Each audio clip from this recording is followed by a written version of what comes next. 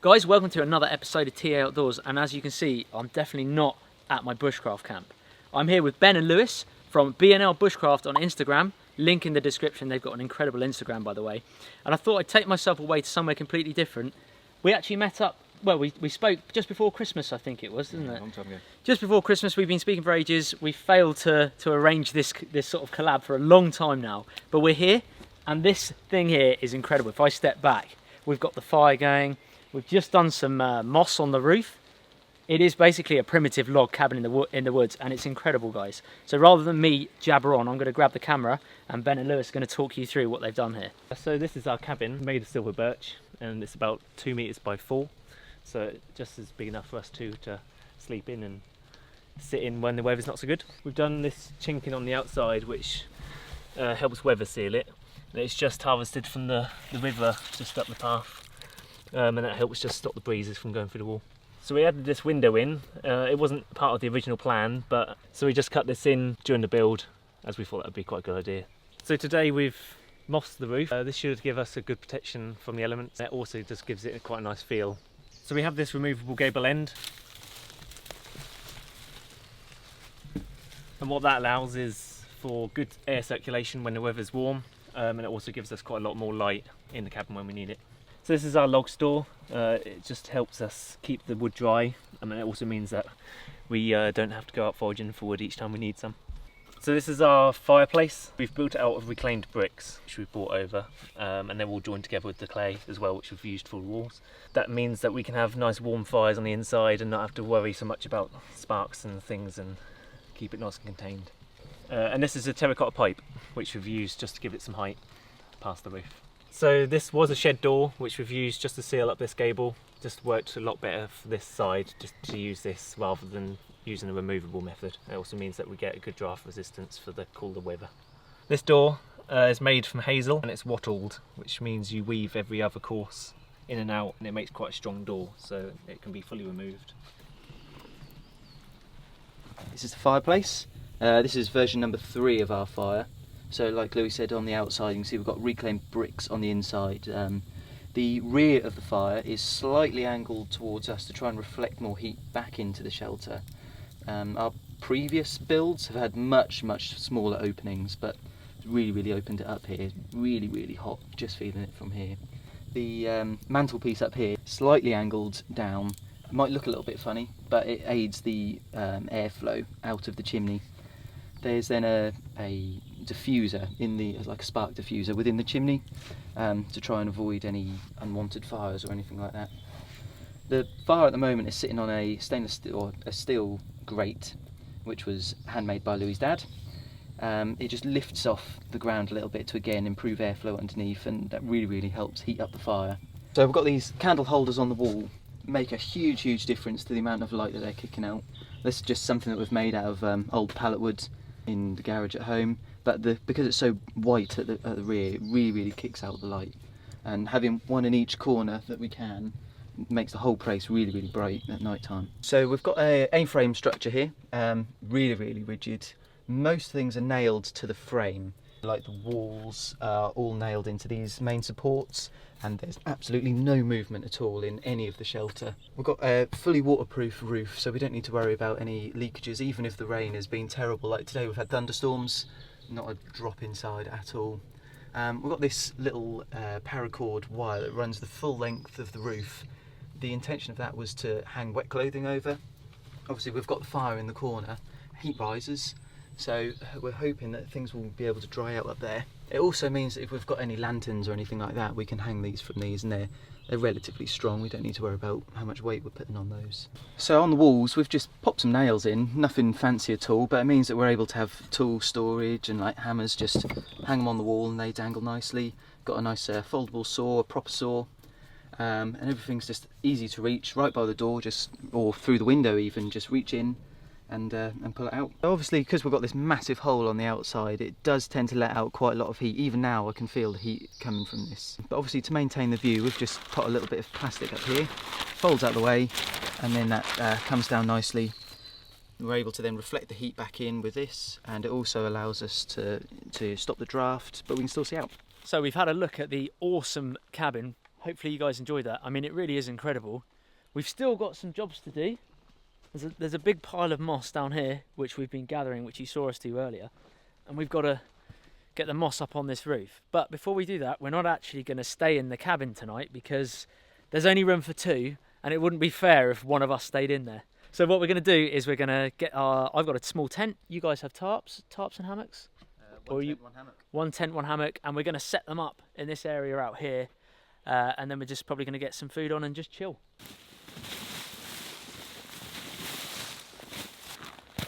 I've gone for my really small tent today, which I used, I think it was in the lakes last year. Very small. There's literally only enough space in this for myself and my backpack. But you can see how small it kind of compresses down to. Nice and easy to pack. And actually very quick to set up. It's got a sort of ground sheet that's included. And a small inner tent. Doesn't have a big footprint either. Even the tent poles are really small, which slightly worries me sometimes because I do worry if they'll break because they're thinner than your standard tent pole.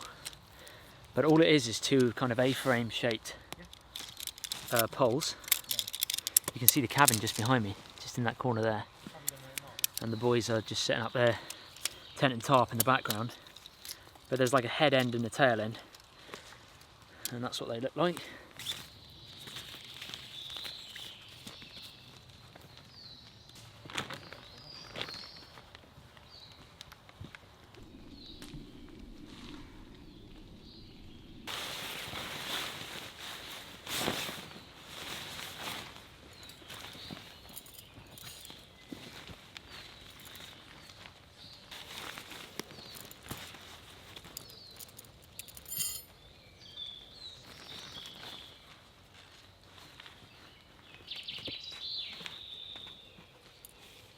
So here is the finished tent, one-man tent. The Gillette Solo, I don't think they produce these anymore. Awesome little tiny tent. Not very roomy though.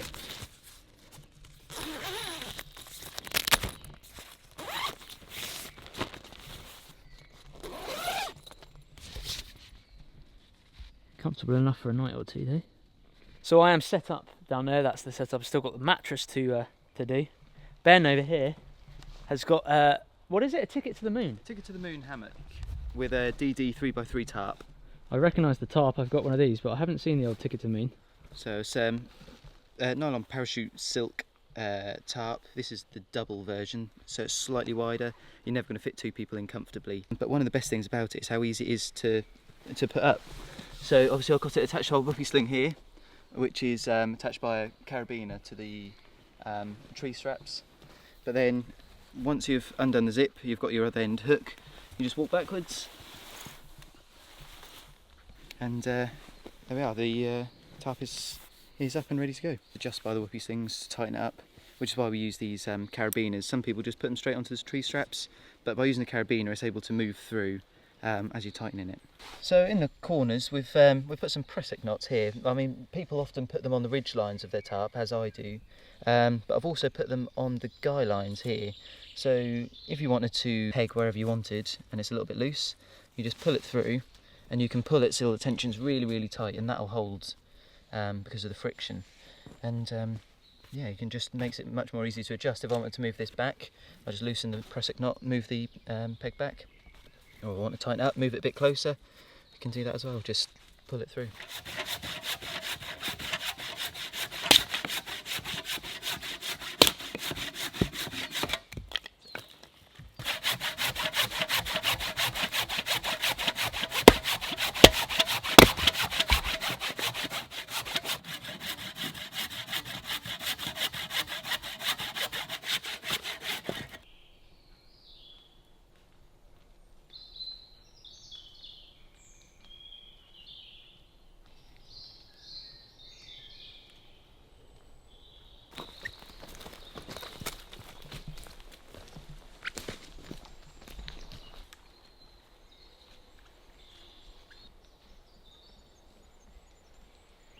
It's come to that time of the evening where we're on the beers or the ciders. So I am on the recorder league. Ben, you are on, is it Adnams? Adnams, ease up. The old IPA. I haven't had that one yet, actually. Really tasty. I've had a few of Adnams, but I've not had the ease up. It's a local one, that one. Is it? Yeah, it is, isn't it? Southwold. Yep. Lewis is on the old malt. I like the old malt as well, actually. That's a cider. Yeah, that is good. We've gone for sort of mixture of ciders and beers there. Fire's going in the background. We'll just put some more wood on it. We'll go for a walk around the forest in a minute when it's darker. See what we can find. We've got some wood, which we processed up earlier. And to be honest, we don't really need heat for fire, but No. it's just very cosy in here. It is nice. Candles burning. The last candle left.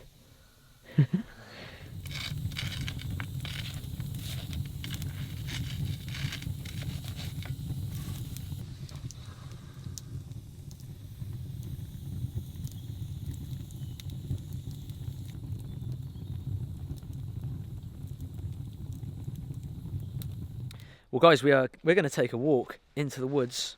We don't really know where yet or what we're going to find, but we're just going to go strolling in the woods and maybe see if we can find some animals. But we're getting eaten alive by mosquitoes, so probably won't last out here very long.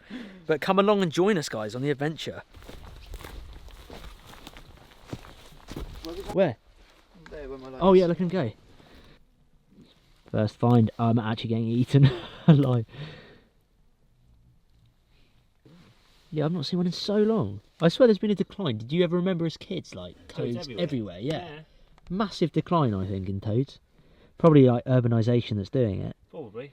Oh, these mosquitoes are ridiculous. Yeah. Keep moving. I do like this little bridge. It helped a lot. Yeah, it's good.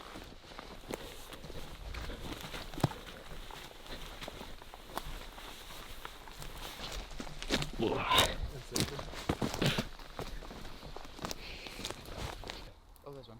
Oh yeah, he's looking at us. Oh, it's going. Oh.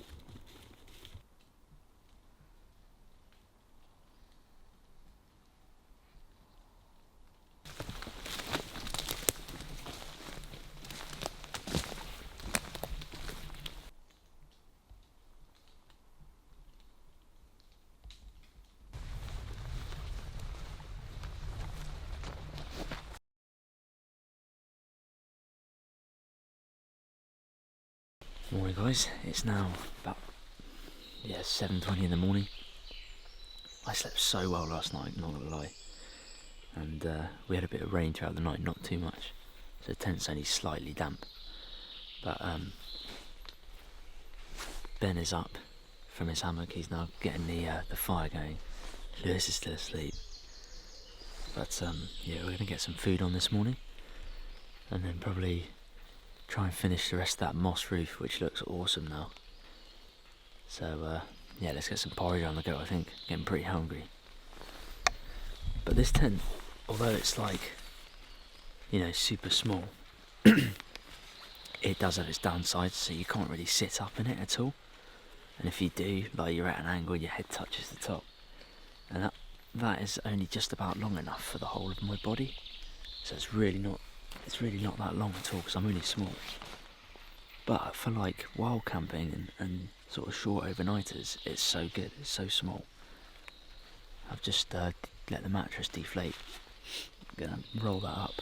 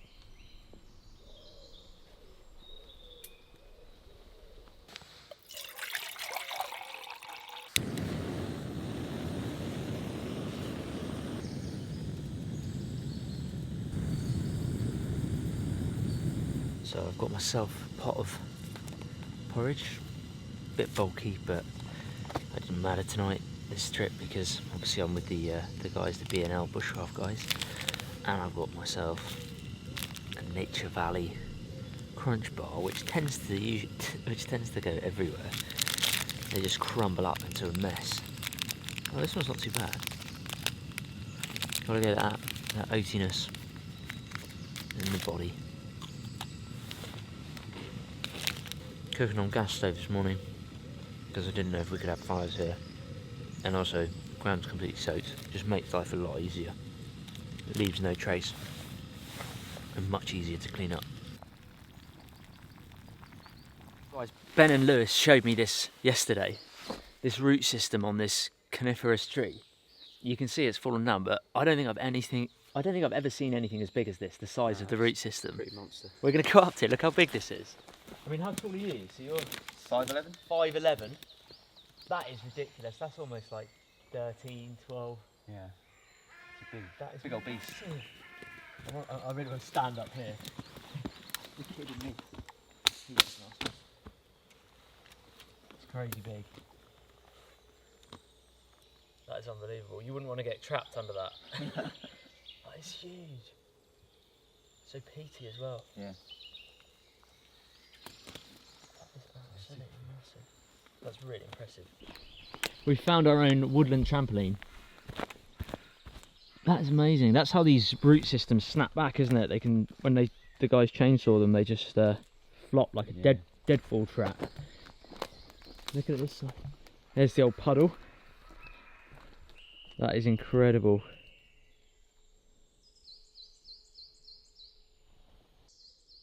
That is amazing. Shows you how shallow the roots are, isn't it, of the of this sort of tree. So thin. Not even a foot, is it really? No. It's like 4 inches there. That's such a shallow root system. But wide, shallow, but that's amazing. Now, you said there's a bigger one. You guys get a lot of wind, don't you? Yeah, it's quite windy. Flat Norfolk. Yeah, good old Norfolk. The Norfolk wind. There's some massive trees down.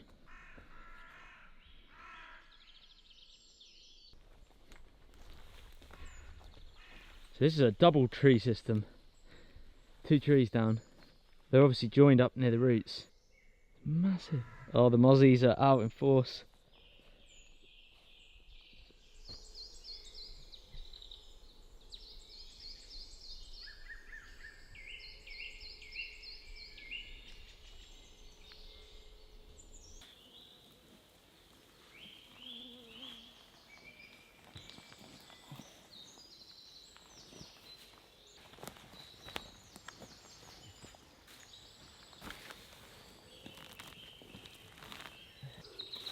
It does work doing that.